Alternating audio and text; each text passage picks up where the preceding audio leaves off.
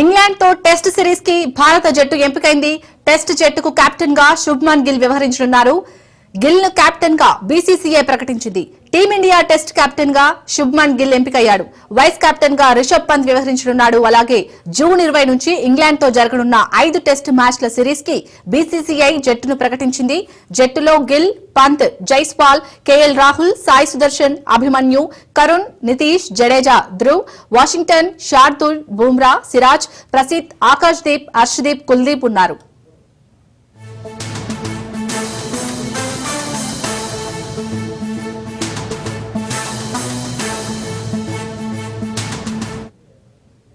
IPL 2025లో Gujarat Titans captain గా ఉన్న శుభ్మన్ గిల్ మంచి ఫామ్ లో ఉన్నాడు. అలాగే జట్టును నడిపించడంలో అతనికి రోహిత్, కోహ్లీ వంటి సీనియర్ ప్లేయర్ల నుంచి ఎంతో అనుభవం ఉంది.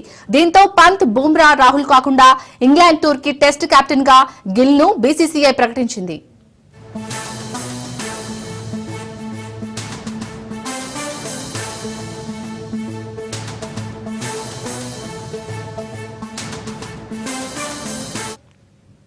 తెలుగు ఫిల్మ్ ఛాంబర్ లో ఎగ్జిబిటర్లు, డిస్ట్రిబ్యూటర్లతో నిర్మాతల సంయుక్త సమావేశం జరిగింది. జూన్ 1 నుంచి థియేటర్ల బంద్ లేదన్నారు film chamber general secretary Damodar Prasad. సినీ పరిశ్రమలోని సమస్యలను ఎవరూ పరిష్కరించలేరని, మా సమస్యలు మేమే పరిష్కరించుకుంటామని తెలిపారు. 3 సెక్టార్ల నుంచి ఒక కమిటీ వేయనున్నట్టు చెప్పారు. నిర్ణీత సమయంలోగా సమస్యలను పరిష్కరించుకుంటామని, ఈ నెల 30న ఈసీ సమావేశంలో కమిటీ ఎవరనేది నిర్ణయిస్తామని తెలిపారు. థియేటర్ల బంద్ పై ప్రచారాన్ని ఎవరూ నమ్మొద్దన్న ఆయన, బంద్ ప్రచారం పరిశ్రమలో అనేక అవాంతరాలను సృష్టిస్తుందన్నారు.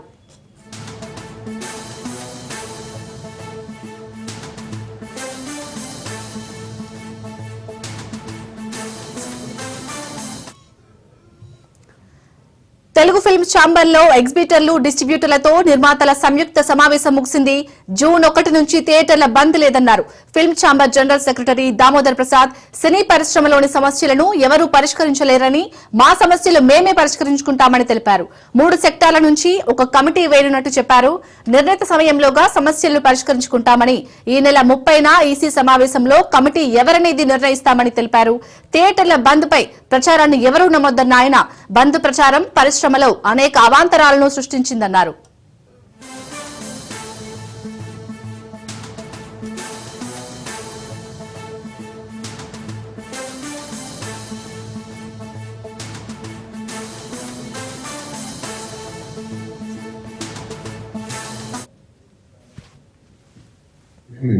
చర్చలు జరగకపోతే అటువంటి డిసిషన్ తీసుకోవాల్సి వస్తుంది. ఒరిజినల్ వర్షన్ కానీ 1వ తారీఖు మూసేస్తాం అనే వర్షన్ బయటకి వెళ్ళింది. అది చాలా మంది ఇండివిజువల్ గా అందరూ కూడా క్లారిటీ ఇవ్వడం జరిగిన తర్వాత మూసివేయటం అనేది లేదు. ఆల్ ఆఫ్ అస్ పాజిటివ్ నోట్లు అన్ని సెక్టార్లు వాళ్ళ రిప్రజెంటేషన్ ఇచ్చారు. వాళ్ళ ఏవైతే అనుకుంటున్నారు each sector has given to the chamber. ఈ 30th మాకు ఈసీ మీటింగ్ ఉంది. ఈసీ మీటింగ్ లో చర్చించి you're going to form a committee. ఒక కమిటీ ఫార్మ్ చేసి పాజిటివ్ నోట్లు ఫర్దర్ గా we're going to travel and travel in the sense ఒక టైం లైన్ పెట్టుకుని ఆ టైం లైన్ లో మూడు సెక్టార్స్ ఒక ఇష్యూస్ ని అడ్రస్ చేస్తూ సో ఇవన్నీ కూడా అన్ని సెక్టార్ పరిగణలోకి తీసుకుని వీల్ మూవ్ ఫార్వర్డ్ అన్న పాజిటివ్ నోట్. ఒక టైం లైన్ పెట్టుకుని మాక్సిమం మా ఉన్న సమస్యలు, ఇంటర్నల్ గా ఉన్న సమస్యలు వీల్ సాల్వ్ దమ్. ఇది చేంబర్ ఉంటుంది, chamber will head the whole thing. 30th EC meeting రోజు ఆ కమిటీ వేయటం జరుగుతుంది. From there the whole thing is going to go forward. Right now ఈ బంధు గిందు అనేది అట్లాంటివి ఏమీ లేదు. Is the clarity. 1వ తారీఖు నుంచి వచ్చింది కదా, అది ఒక రాంగ్ డైరెక్షన్ వెళ్ళింది. చర్చలు జరగకపోతే అటువంటి డిసిషన్ తీసుకోవాల్సి వస్తుంది. ఒరిజినల్ వర్షన్ కానీ 1వ తారీఖు మూసేస్తాం అనే వర్షన్ బయటకి వెళ్ళింది. అది చాలా మంది ఇండివిజువల్ గా అందరూ కూడా రైట్గా తెలుగు ఫిల్మ్ ఛాంబర్ లో ఎగ్జిబిటర్లు, డిస్ట్రిబ్యూటర్లతో నిర్మాతల సంయుక్త సమావేశం ముగిసినట్టుగా తెలుస్తుంది. దీనిపై పూర్తి డీటెయిల్స్ మా ప్రతినిధి రాజు అందిస్తారు. రాజు, ఈ సమావేశం సంబంధించి అప్డేట్స్ ఏంటి? యశాలని తెలుగు ఫిల్మ్ ఛాంబర్లో ఇటు నిర్మాతలు, అదేవిధంగా ఇటు డిస్ట్రిబ్యూటర్లు, ఎగ్జిబిటర్లు అంటే థియేటర్ల యజమానులతో కూడినటువంటి సంయుక్త సమావేశం కొద్దిసేపటి క్రితమే ముగియడం జరిగింది. ప్రధానంగా జూన్ 1వ తేదీ నుంచి థియేటర్ల బంద్ ఉంటుందని చెప్పేసి ఏదైతే ప్రచారం జరుగుతూ ఉందో, సో ఇక జూన్ 1వ తేదీ నుంచి థియేటర్ల బంద్ అనేది ఉండదు అని చెప్పేసి కూడా ఈ సమావేశంలో ఒక నిర్ణయం అయితే తీసుకోవడం జరిగింది. ప్రధానంగా ఎవరైతే సింగిల్ స్క్రీన్ థియేటర్ యజమానులు ఉంటారో వాళ్ళు అద్దె ప్రాతిపదికన సినిమాలు నడిపేందుకు ఇబ్బందులు ఎదుర్కొంటున్నట్టుగా కూడా గత కొన్ని రోజులుగా కూడా వార్తలు వస్తున్న సంగతి మనం చూస్తూ ఉన్నాము. ముఖ్యంగా మల్టీప్లెక్స్లో ఏదైతే విధానం ఉందో, షేరింగ్ విధానము, ప్రాఫిట్ అండ్ లాస్ షేరింగ్ విధానం ఏదైతే ఉందో ఆ విధానం ద్వారానే సింగిల్ స్క్రీన్ థియేటర్ యజమానులకు కూడా ఉండే విధంగా ఉండాలని చెప్పేసి కూడా ఇటు ఎగ్జిబిటర్లు కోరుతున్న పరిస్థితి కనిపిస్తూ ఉంది. అయితే దీనికి సంబంధించి ఈరోజు జరిగినటువంటి డిస్ట్రిబ్యూటర్లు, అదేవిధంగా ప్రొడ్యూసర్లు, అదేవిధంగా థియేటర్ యజమానుల సంయుక్త సమావేశంలో ఒక నిర్ణయం అయితే తీసుకోవడం జరిగింది. ఇక్కడ ఏదైతే సమస్య ఉందో ఈ సమస్య అనేది మేము అందరం కలిసి అంతర్గతంగా పరిష్కరించుకుంటాము అని చెప్పి కూడా ఈరోజు జరిగినటువంటి మీడియా సమావేశంలో Telugu film chamber secretary Damodar వెల్లడించిన పరిస్థితి మనం చూసాము. ముఖ్యంగా ఏదైతే ఇదివరకే ఉన్నటువంటి సమస్యలతో పాటు ఇప్పుడు తాజాగా కార్పొరేట్ కంపెనీలు కూడా సినిమాల్లో ఇండస్ట్రీలోకి ఎంటర్ అయ్యాయని చెప్పేసి కూడా చెప్తా ఉన్నారు. వాళ్ళు ముఖ్యంగా ఇప్పటికే ఏదైతే పైరసీ కానివచ్చు, ఇటు ఓటీటీలు కానివచ్చు, అదేవిధంగా ఇటు నిర్వహణ ఖర్చులు పెరగడం కావచ్చు, ఇవన్నీ కూడా ప్రొడ్యూసర్లు సమస్యలు ఎదుర్కొంటున్నారని చెప్పి కూడా వాళ్ళ వర్షన్ చెప్పిన పరిస్థితి మనకు కనిపిస్తూ ఉంది. సో ఇవన్నీ కూడా సార్ట్అవుట్ చేసుకోవడానికి ఈ నెల 30వ తేదీన ఈసీ సమావేశంలో ఒక నిర్ణయం తీసుకుంటామని చెప్పి కూడా చెప్పిన పరిస్థితి మనకు కనిపిస్తూ ఉంది. ఇదైతే ఇటు ప్రొడ్యూసర్లు, అదేవిధంగా ఇటు డిస్ట్రిబ్యూటర్లు, ఇటు ఎగ్జిబిటర్లు, ఈ ముగ్గురుతో కూడినటువంటి సంయుక్త ఒక కమిటీని ఏర్పాటు చేసుకొని సో ఆ 30వ తేదీ తర్వాత వరుసగా ఈ యొక్క సమావేశాలు ఏర్పాటు చేసుకొని ఒకటొకటి కూడా సార్ట్అవుట్ చేసుకుంటామని చెప్పేసి కూడా చెప్పిన పరిస్థితి కనిపిస్తూ ఉంది. ఎందుకంటే ఇప్పటికే ఏదైతే సినీ పరిశ్రమలో ఉన్నటువంటి ఇటు చిన్న థియేటర్ యజమానులు నష్టాల పాలవుతున్నారని చెప్పి కూడా సో ప్రొడ్యూసర్ల దృష్టికి వచ్చిందని చెప్పి కూడా వాళ్ళు చెప్తా ఉన్నారు. మరొక వైపు ఇటు ప్రొడ్యూసర్లకు ఇటు నిర్వహణ ఖర్చులు కానివచ్చు, అదేవిధంగా ఇతర ఓటీటీలు కానివచ్చు, పైరసీలు కానివచ్చు, వాటి ద్వారా వాళ్ళకు నష్టాలు వస్తున్నాయని చెప్పేసి వాళ్ళ వర్షన్ కూడా చెప్తా ఉన్న పరిస్థితి మనకు కనిపిస్తూ ఉంది. అయితే ఇవన్నిటి నేపథ్యంలోనే మా సమస్యలు పరిష్కరించుకోవడానికి మేమే ప్రయత్నం చేస్తాము, బయట నుంచి ఎవరు వచ్చి సమస్యలను పరిష్కరించలేరు, ఇవన్నీ కూడా మేమందరం కూర్చొని మా సమస్యలు మేము పరిష్కరించుకుంటామని చెప్పేసి కూడా ఇటు తెలుగు ఫిల్మ్ ఛాంబర్లో ఈరోజు జరిగినటువంటి సమావేశంలో సంయుక్త సమావేశంలో ఒక నిర్ణయం అయితే తీసుకోవడం జరిగింది. జూన్ 1వ తేదీ నుంచి థియేటర్ల బంద్ ఏదైతే ఉందో సో ఇక బంద్ ఉండదు అని చెప్పేసి కూడా స్పష్టం చేయడం జరిగింది. ఒకవేళ అట్లాంటి వార్తలు ఎవరైనా సో ఒకవేళ ప్రచారం చేస్తే వాటిని నమ్మొద్దని చెప్పి కూడా ఈ సమావేశంలో వెల్లడించిన పరిస్థితి మనకు కనిపిస్తూ ఉంది. మరొక వైపు ఇప్పటికే ఏదైతే ఇటు థియేటర్ల యాజమాన్యాలతో ఇప్పటికే చర్చలు కూడా జరిపామని చెప్పి కూడా ఇటు ప్రొడ్యూసర్లు చెప్తా ఉన్నారు. సో రాబోయే రోజుల్లో సో ఇట్లాంటి ఈ సమస్యలన్నిటికీ కూడా ఒక పరిష్కారం దొరుకుతుందని చెప్పి కూడా వాళ్ళైతే ఆశాభావం వ్యక్తం చేసినటువంటి పరిస్థితి కనిపిస్తూ ఉంది. 31వ తేదీన జరిగే ఈసీ సమావేశంలో ఒక నిర్ణయం తీసుకుని ఒక కమిటీని కూడా ఏర్పాటు చేసుకుంటామని కూడా చెప్పి సో ఈరోజు మీడియా సమావేశంలో వెల్లడించిన పరిస్థితి మనకు కనిపిస్తూ ఉంది. సో ఇటు అందరం ఏకతాటిపై ఉన్నాము అని చెప్పి కూడా చెప్తా ఉన్నారు. ఇటు ప్రొడ్యూసర్లు, డిస్ట్రిబ్యూటర్లు, ఎగ్జిబిటర్లు అందరము ఒకే తాటిపై ఉన్నాము, మా సమస్యలను పరిష్కరించుకుంటాము, ఇక్కడ ఎవరు కూడా బయట నుంచి వచ్చి మా సమస్యలను పరిష్కరించలేరు అని చెప్పి అయితే ఈరోజు జరిగినటువంటి మీడియా సమావేశంలో వెల్లడించడం జరిగింది. మొత్తానికైతే జూన్ 1వ తేదీ నుంచి బంద్ సినిమా థియేటర్లు ఉంటుందని చెప్పేసి కూడా ఏదైతే గత వారం 10 రోజులుగా వార్తలు వస్తూ ఉన్నాయో సో వాటికి ఈరోజు ఫుల్ స్టాప్ పెట్టినట్టయితే ఈ సమావేశం ద్వారా మనము అర్థం చేసుకోవచ్చు. Right, thank you Raju. CM చంద్రబాబుకి సిపిఐ జాతీయ కార్యదర్శి నారాయణ లేఖ రాశారు. మావోయిస్టు అగ్రనేత నంబాల సజ్జ నాగేశ్వరరావుల మృతదేహాలను స్వగ్రామాలకు తీసుకువచ్చేందుకు చొరవ చూపాలని లేఖలో కోరారు. ఎదురు కాల్పుల్లో నంబాల సజ్జ నాగేశ్వరరావు హతమయ్యారు. దీంతో వారి మృతదేహాలను శ్రీకాకుళం జిల్లా టెక్కలికి తీసుకురావాలని లేఖలో ముఖ్యమంత్రి చంద్రబాబును నారాయణ కోరారు.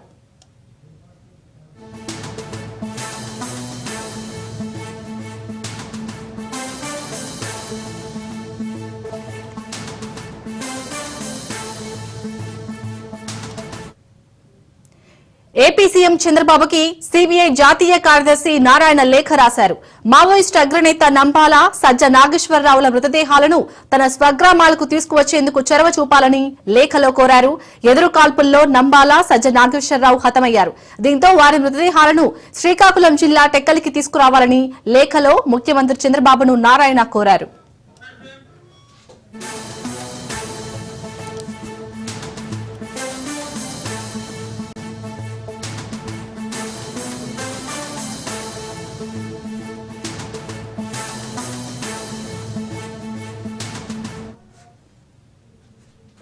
రేవంత్ రెడ్డి తరచూ ఢిల్లీకి ఎందుకు వెళ్తున్నారో అర్థమవుతుందని, హస్తినా పెద్దల కాళ్లు పట్టుకోవడానికే రేవంత్ ఢిల్లీకి వెళ్తున్నారన్నారు. కేవలం 16-17 నెలల్లో 44 సార్లు ఢిల్లీకి వెళ్లిన సీఎంగా రేవంత్ రెడ్డి అరుదైన రికార్డు సాధించారన్నారు. ఢిల్లీ బాసులకు రేవంత్ రెడ్డి వేల కోట్ల చందాలు ఇస్తున్నారు. లీడర్లు, కాంట్రాక్టులతో రేవంత్ దందాలు చేశారని, రేవంత్ జపాన్ పర్యటనపై నాకు అప్పుడే సందేహాలు వచ్చాయన్నారు. యంగ్ ఇండియా పేరుతో దందా చేశారని, నేషనల్ హెరాల్డ్ కేసులో భారీ వసూళ్లకు పాల్పడ్డారన్నారు. రేవంత్ రెడ్డి వ్యవహారంలో రాహుల్ గాంధీ ఎందుకు స్పందించడం లేదన్నారు. ఈడీ ఛార్జ్ షీట్ లో రేవంత్ పేరు మెన్షన్ చేసిందని కేటీఆర్ తెలిపారు.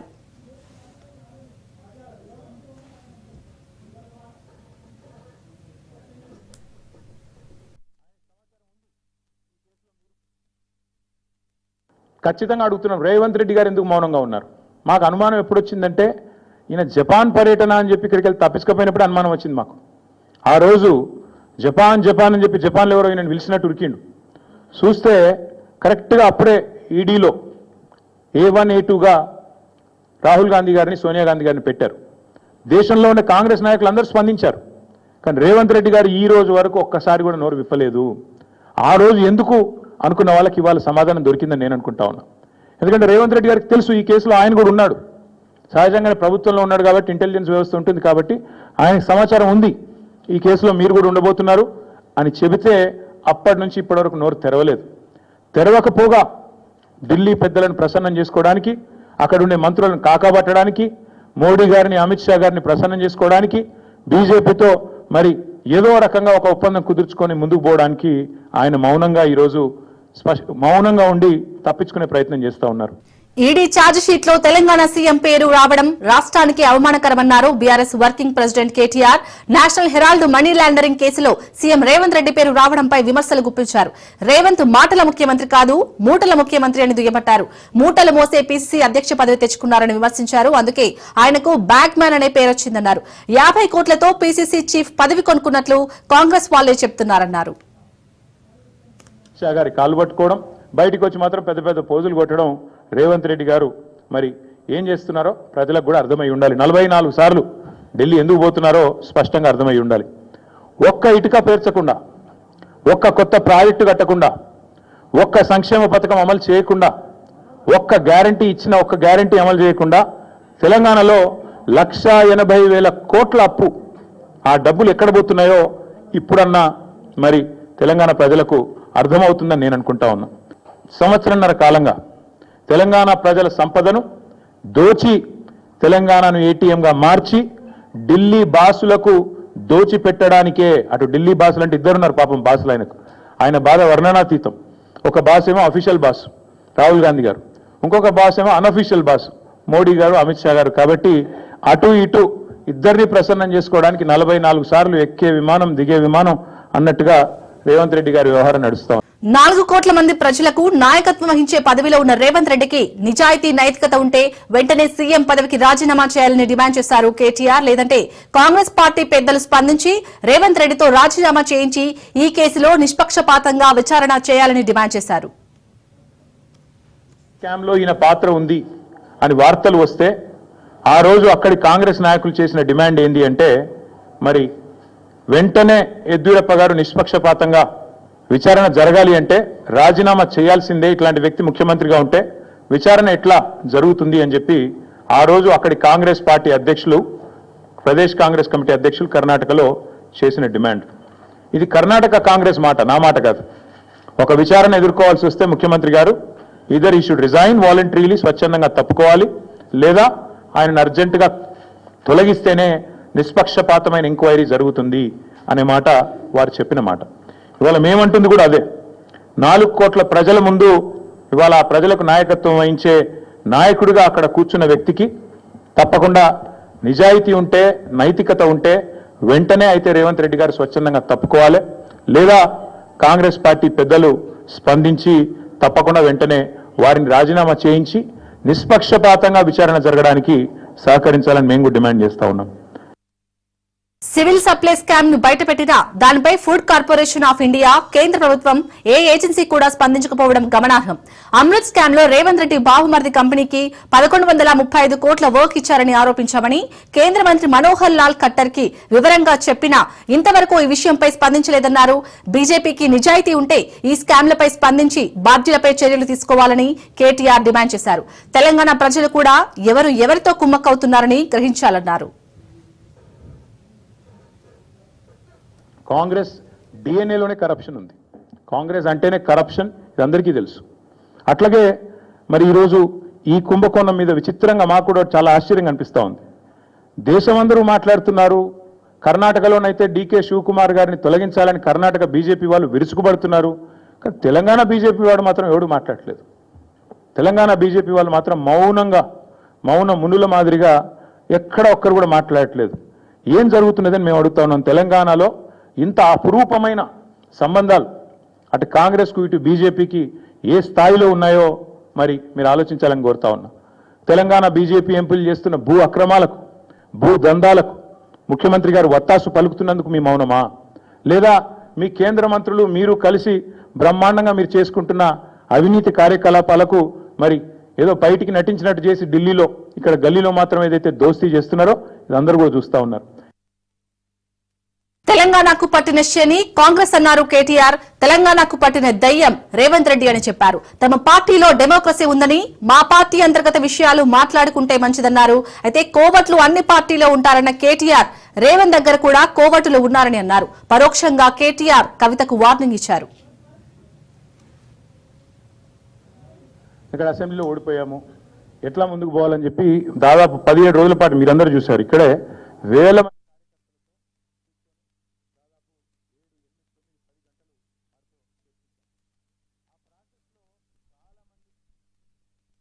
తెలంగాణకు పట్టిన శని కాంగ్రెస్, తెలంగాణకు పట్టిన దయ్యం రేవంత్ రెడ్డి. ఇప్పుడు ఆ దయ్యాన్ని శనిని ఎట్లా వదిలించాలనేది మా టార్గెట్. లోక్సభ ఎన్నికలకు ముందు మేము పార్లమెంటు నియోజకవర్గాల వారీగా సమావేశాలు పెట్టాం, సమీక్ష సమావేశాలు. ఇక్కడ అసెంబ్లీలో ఓడిపోయాము, ఎట్లా ముందుకు పోవాలని చెప్పి దాదాపు 17 రోజుల పాటు మీరందరూ చూశారు. ఇక్కడే వేల మంది కార్యకర్తలతో కూర్చొని దాదాపు 7, 8, 9, 10 గంటలు వారితో చర్చించాం. ఆ ప్రాసెస్లో చాలా మంది డైరెక్ట్గా మైకులో మాట్లాడిన వాళ్ళు ఉన్నారు, కొంతమంది చిట్టీల మీద రాసిచ్చిన వాళ్ళు ఉన్నారు, కొంతమంది కేసీఆర్ గారికి ఉత్తరం అందించండి అని చెప్పి ఉత్తరాలు ఇచ్చిన వాళ్ళు ఉన్నారు. కాబట్టి మా పార్టీలో we encourage open culture, democracy కాబట్టి, డెమోక్రాటిక్ పార్టీ కాబట్టి, ప్రజాస్వామిక స్ఫూర్తి ఉన్న పార్టీ కాబట్టి మా పార్టీ అధ్యక్షుల వారికి ఎవరైనా సూచనలు చేయాలనుకుంటే ఉత్తరాలు రాయొచ్చు. అదేదో చాలా గొప్ప విషయం అన్నట్టు మీరందరూ అంత బాధపడిపోవాల్సిన అవసరం ఏం లేదు. నేను అనేది ఏమంటే మా పార్టీలో డెమోక్రసీ ఉంది కాబట్టి మా పార్టీ అధ్యక్షుల వారికి, మా పార్టీ నాయకులు ఎవరైనా సరే అప్పుడప్పుడు సూచనలు సలహాల రూపంలో లిఖితపూర్వకంగా ఇవ్వచ్చు, ఓరల్గా ఇవ్వచ్చు, రకరకాలుగా ఇవ్వచ్చు.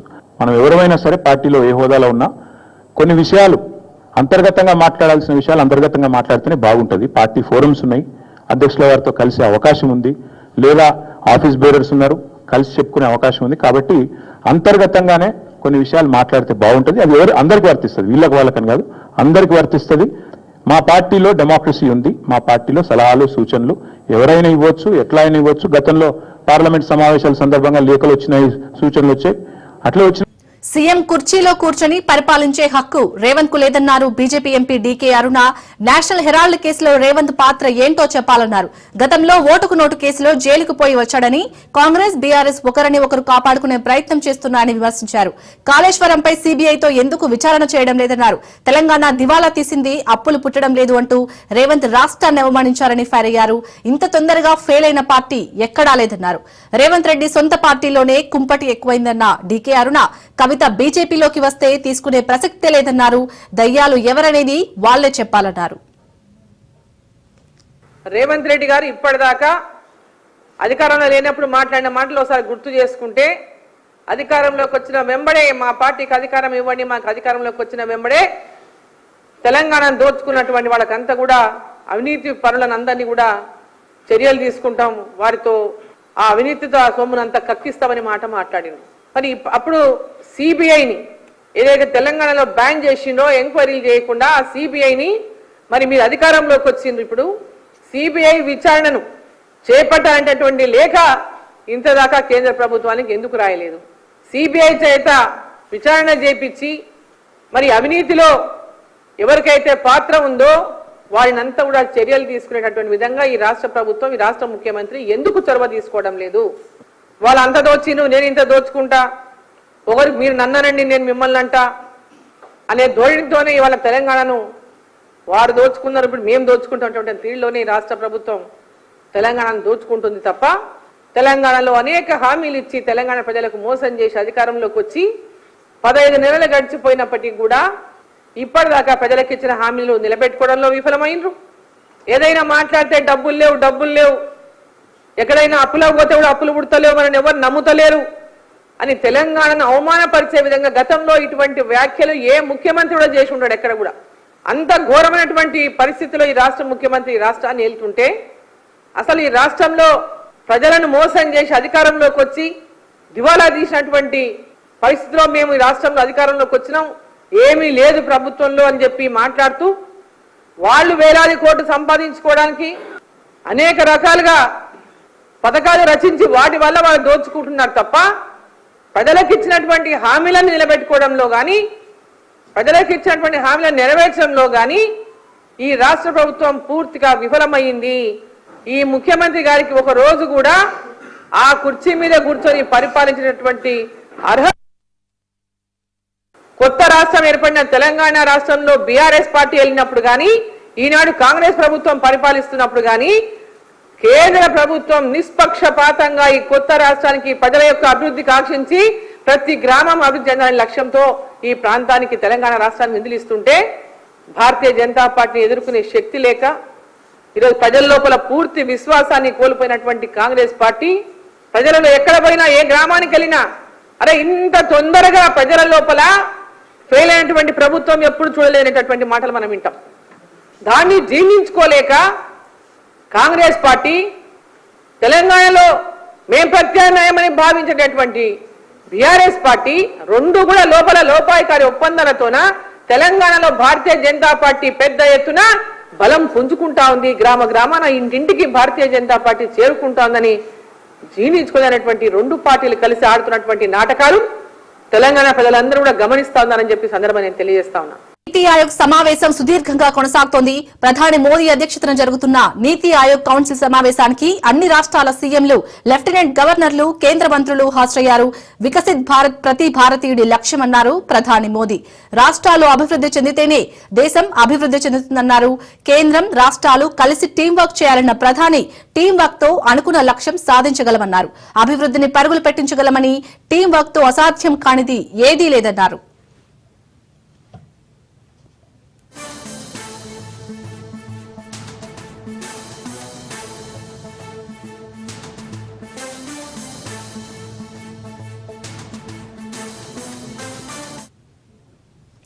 ఇటు నీతి ఆయోగ్ సమావేశం అయితే సుదీర్ఘంగా కొనసాగుతున్నట్టుగా తెలుస్తోంది. దీనిపై పూర్తి డీటెయిల్స్ మా ప్రతినిధి రాజు అందిస్తారు. రాజు, నీతి ఆయోగ్ 10వ గవర్నింగ్ సమావేశం ఢిల్లీలో కొనసాగుతా ఉంది. ప్రధానమంత్రి నరేంద్ర మోడీ అధ్యక్షతన ఈ యొక్క సమావేశం కొనసాగుతా ఉంది. ఈ సమావేశంలో అన్ని రాష్ట్రాల ముఖ్యమంత్రులు, కేంద్ర పాలిత ప్రాంతాల లెఫ్టినెంట్ గవర్నర్లు, అదేవిధంగా ఇటు నీతి ఆయోగ్ సంబంధించిన ఉపాధ్యక్షులు, ఇతర అధికారులు కూడా సమావేశంలో పాల్గొనడం జరిగింది.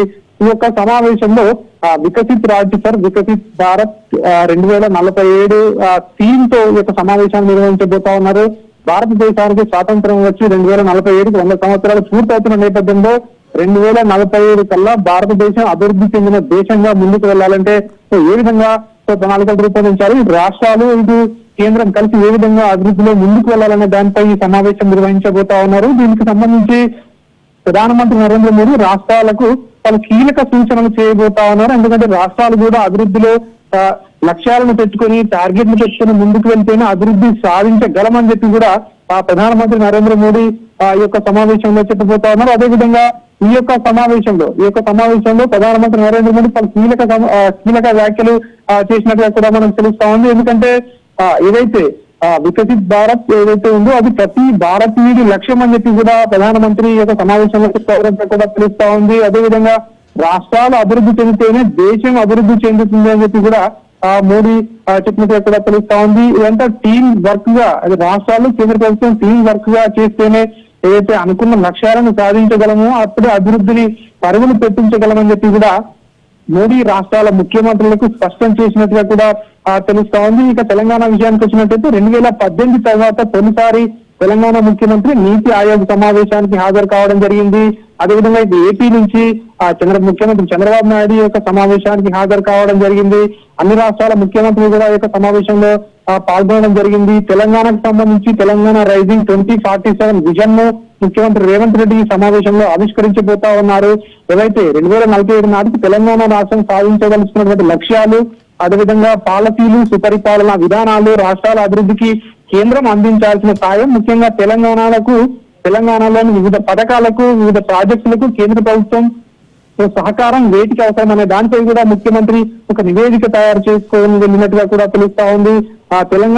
తెలంగాణ అభివృద్ధి లక్ష్యంగా పెట్టుబడుల సాధన, మౌలిక వసతుల కల్పన, అభివృద్ధికి తెలంగాణ రైజింగ్ పేరుతో ఏ విధంగా ముందుకు సాగుతున్నామనే దానిపై కూడా ముఖ్యమంత్రి రేవంత్ రెడ్డి ఈ సమావేశంలో వివరించే అవకాశం కనిపిస్తా ఉంది. అదేవిధంగా రాష్ట్రంలో జరుగుతా ఉన్నటువంటి అభివృద్ధి, అదేవిధంగా చేపట్టినటువంటి సంక్షేమ పథకాలన్నీ కూడా ఈ యొక్క సమావేశంలో వివరించే అవకాశం కనిపిస్తా ఉంది. ఇక సాగునీటి రంగానికి సంబంధించినటువంటి ప్రాజెక్టులు కావచ్చు, అదేవిధంగా రైతులకు చేసినటువంటి రుణమాఫీ కానివచ్చు, రైతులకు చెల్లించే బోనస్ కానివచ్చు, ఇవన్నీ కూడా వివరించే అవకాశం అయితే మనకు కనిపిస్తా ఉంది. ముఖ్యంగా 2047 నాటికి తెలంగాణను $1 ట్రిలియన్ ఎకానమీగా తీసుకువెళ్లేందుకు తెలంగాణ ఇప్పటికే ఒక టార్గెట్ ని ఫిక్స్ చేస్తుంది అని చెప్పి కూడా ముఖ్యమంత్రి రేవంత్ రెడ్డి ఈ సమావేశంలో వెల్లడించే అవకాశం కనిపిస్తా ఉంది. మొత్తానికైతే రాష్ట్రాలు, కేంద్ర ప్రభుత్వం కలిస్తేనే అభివృద్ధి సాధ్యం అనే దానిపై కూడా ఈ యొక్క సమావేశం నిర్వహిస్తా ఉన్నట్టుగా కూడా తెలుస్తోంది. మరొక వైపు ఇప్పటికే పహల్గామ్ ఉగ్రవాడి తర్వాత, ఆపరేషన్ సింధూర్ తర్వాత ముఖ్యమంత్రులతో, అన్ని రాష్ట్రాల ముఖ్యమంత్రులతో ప్రధాని నరేంద్ర మోడీ భేటీ కావడం ఇదే తొలిసారి. ముఖ్యంగా భద్రతా అంశంపై కూడా ఈ యొక్క సమావేశంలో చర్చకు వస్తున్నట్టుగా కూడా తెలుస్తా ఉంది. టెర్రరిజం ఏ రూపంలో ఉన్నా కూడా ఖచ్చితంగా దానిపై చర్యలు ఉంటాయని చెప్పి కూడా ఈ యొక్క సమావేశంలో చెప్పే అవకాశం కనిపిస్తా ఉంది. అభివృద్ధికి టెర్రరిజం అనేది అడ్డుగా ఉంటుంది అని చెప్పి కూడా మరొకసారి సమావేశంలో ప్రధాని నరేంద్ర మోడీ స్పష్టం చేసినట్టుగా కూడా తెలుస్తా ఉంది. మొత్తానికైతే ఇటు రాష్ట్రాలు, కేంద్రం ఒక టీమ్ గా పనిచేస్తేనే అనుకున్న లక్ష్యాలను సాధించగలమని ప్రధాని నరేంద్ర మోడీ రాష్ట్రాల ముఖ్యమంత్రులకు స్పష్టం చేస్తున్నట్టుగా కూడా తెలుస్తా ఉంది. Right, thank you Raju.